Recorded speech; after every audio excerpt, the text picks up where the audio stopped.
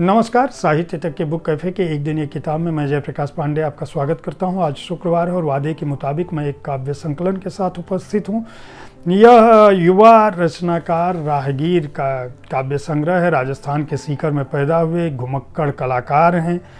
गीत गाते हैं, कहानियाँ लिखते हैं, कविताएँ लिखते हैं, संगीत में डूबे रहते हैं। लोक जीवन राहगीर का अपना एक हिस्सा है। सच्चे और सरल लेखन से पूरे देश में अपनी एक पहचान बना चुके हैं।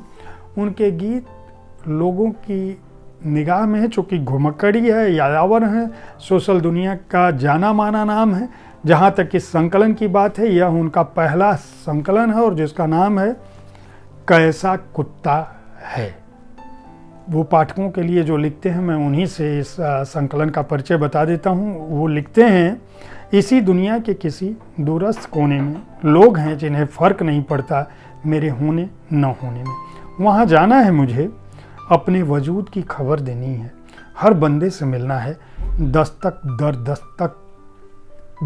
दर दर देनी है, बहुत लंबा सफ़र तय करना है।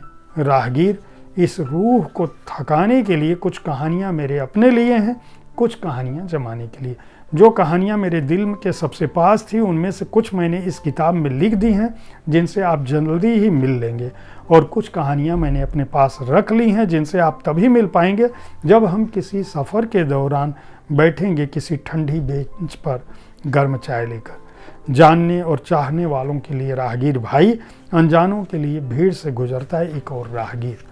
मैं कुछ कविताएं सुनाता हूं, गीत नहीं सुनाऊंगा, हालांकि इस संकलन में गीत भी बहुत सारे शामिल हैं। गीत की लय आप राहगीर के मुंह से ही सुनेंगे तो अच्छा लगेगा। कविताएं मैं इसलिए पढ़ रहा हूं कि आप यह काव्य संग्रह समझ सकें कि राहगीर किस तरह की कविताएं लिखते हैं, और अगर आपको कविताओं में रुचि है तो आप इस संकलन को खरीद सकें। इसलिए भी तुमको अभी भी लगता है, यह शीर्षक है कविता का। तुमको अभी भी लगता है फर्क ना आया जमीनों में, अब तो सांप भी रहने लगे हैं आस्तीनों में। गए होंगे कभी गाने किसी इंसान के दिल तक, भाई अब तो नाकाबंदी है जोरों की सीनों में। था दौर पड़ोसी जब लड़कर आपस में सुलझा लेते थे, अब तो मुकदमे जाते हैं अमेरिका चीनों में। रोटी कपड़ा और मकान एक बंदे के भीतर बैठे, लड़ते रहते कौन जरूरी हैं ज़्यादा हम तीनों में। एक और कविता मैं सुनाता हूँ। कहीं तारों में जानवर उलझे, कहीं तारों में जानवर उलझे हैं, कहीं नारों में जानवर उलझे हैं, कहीं जंगल में किसी मोड़ पर खड़ी कारों में जानवर उलझे हैं। सब जाना चाहते हैं सब जगह, दिल लगाना चाहते हैं सब जगह, पहाड़ों में शहरों में रेगिस्तानों में घर बनाना चाहते हैं सब जगह। पर मूर्ख हैं या मजबूरी है, क्यों दीवारों में जानवर उलझे हैं। सबकी हैं दो चार ज़रूरत, रोटी कपड़ा प्यार मोहब्बत, पर ज़्यादा लेने के चक्कर में रोज़ ढहाना रोज़ मरम्मत। जो समझ से बाहर हैं उन सब व्यापारों में जानवर उलझे हैं, कहीं जंगल में किसी मोड़ पर खड़ी कारों में जानवर उलझे हैं। समय के ऊपर कितना तीखा व्यंग है आप समझ सकते हैं। जो बदलते गए, एक कविता का शीर्षक है, मैं उसको पढ़ता हूँ। जो बदलते गए वो चलते गए, जो ठहर गए वो ढलते गए।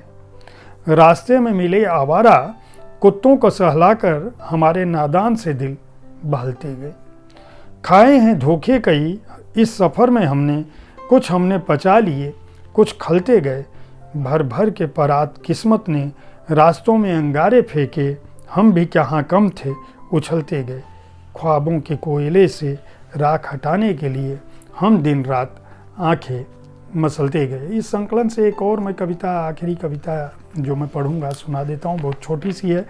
कभी देखा है किसी गांव में आग लगी हो, लेकिन सारा गांव खामोश बैठा हो। लोग बैठे हो ढलता सूरज देखते, पकड़े हुए चाय की प्यालियाँ, सुनते हुए जगजीत की गज़लें या राझड़ा जैसी फिल्में देखकर सीनों को पिघलाते हुए मुस्कुराते हुए, जैसे कुछ हुआ ही ना हो, जैसे कुछ हो ही ना जलने के लिए। कभी देखा है ऐसे?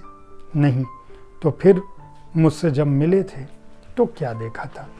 राहगीर ने इस संकलन में कविता, गीत और कुछ बातें लिखी हैं।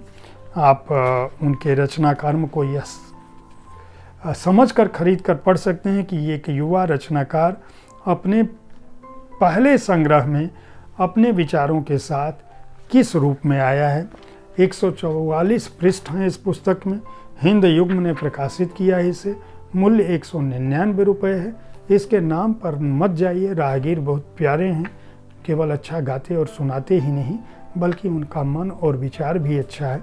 एक युवा रचनाकार को आप उनकी पुस्तक खरीद कर बधाई और शुभकामना दे सकते हैं। उम्मीद है साहित्य तक का कविताओं पर आधारित यह कार्यक्रम आपको पसंद आया होगा। हर शुक्रवार को मैं किसी काव्य संग्रह की चर्चा करता हूँ इस कार्यक्रम में। देखते रहें साहित्य तक। धन्यवाद।